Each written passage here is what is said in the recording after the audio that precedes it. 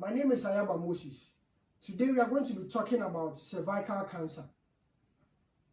If you haven't subscribed to my channel yet, kindly hit the subscription button, like, comment, share, and hit the notification bell for more updates like this. Cervical cancer. Cervical cancer is the third most common cancer amongst women in the world, behind breast cancer and ovarian cancer. Breast cancer is the leading cause of cancers in women, followed by ovarian cancer. Even though cervical cancer is the third most commonest cancer amongst women worldwide, it is the leading cause of cancer-related death amongst women in developing countries. So cervical cancer is a very serious topic. Today we'll be just be highlighting most importantly on the signs and symptoms. So the cervix, we cannot talk about cervical cancer without talking about the cervix, okay?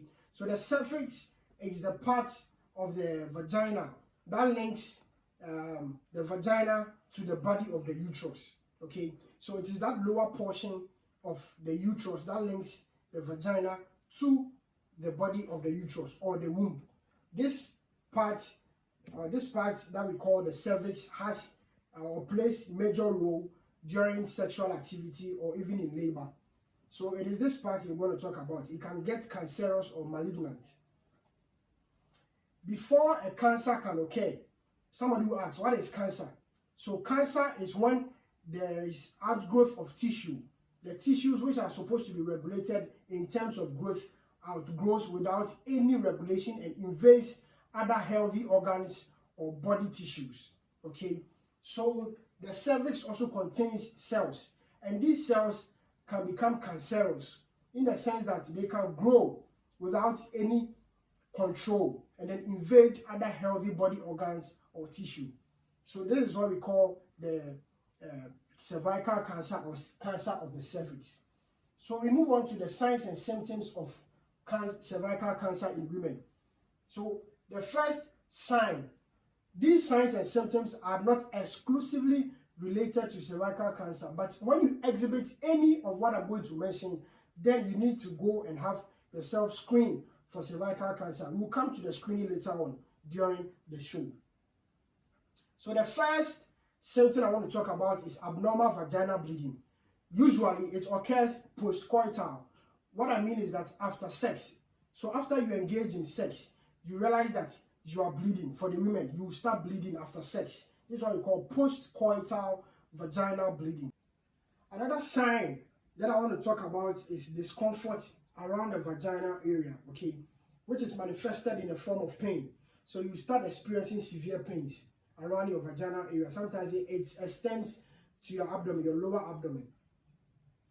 Maladaurus discharge is also another sign of cervical cancer, okay. Sometimes you experience offensive discharge from the vagina.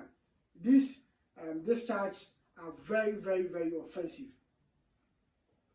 And dysuria, this is a medical term for pain during urination. So you realize that when you urinate, you start feeling severe pains or experience severe pains.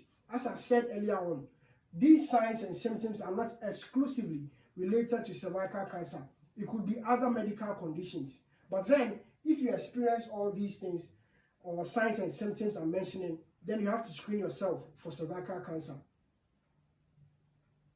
When it is not detected earlier, the cervix could have an appearance with gross ulceration, okay? The mouth or the tip of the cervix could be ulcerated, could be inflamed, and there could be a mass around the tip of the cervix. These are also signs of cervical cancer. How can you see this? This is only done by medical specialists or medical doctors. We view this by using an instrument we call speculum. So when we put it in your vagina and we open it, we are able to see the cervix. We are able to view it and observe. With this examination of the cervix by using a speculum, we can see the changes around the tip of the cervix. So you will notice some ulceration, some masses and inflammation around that point, which could be indicative of cervical cancer. Now, we are onto the etiology or the causes. There are a lot of causes, but for cervical cancer to be established, you have to get infected with a virus we call human papilloma virus. Human papilloma virus is a virus that causes cancer. It is a human carcinogen. Any lady that has human papilloma virus is prone and likely to get cervical cancer. So for cervical cancer to be established, there has to be a human papilloma virus infection. Even though human papilloma virus is the established main cause for cervical cancer, there are other major risk factors associated with cervical cancer. So the first major risk factor I want to talk about is early coitus. Having sex at an early stage of life predisposes you as a woman or as a lady to contracting human papilloma virus, which can lead to cervical cancer. Then also having multiple sexual partners as a lady also predisposes an individual or a lady to getting cervical cancer. People who have history of sexually transmitted diseases, I've talked about this in my previous video, so you can go back and watch them. If you have any history of sexually transmitted diseases, it predisposes you or puts you at a major risk of acquiring human papilloma virus, which can lead to cervical cancer as a lady. Another cause or major risk factor for developing cervical cancer as a lady is people who have been diagnosed with HIV. Those who have human immune virus, the HIV virus in their system, are at a major risk.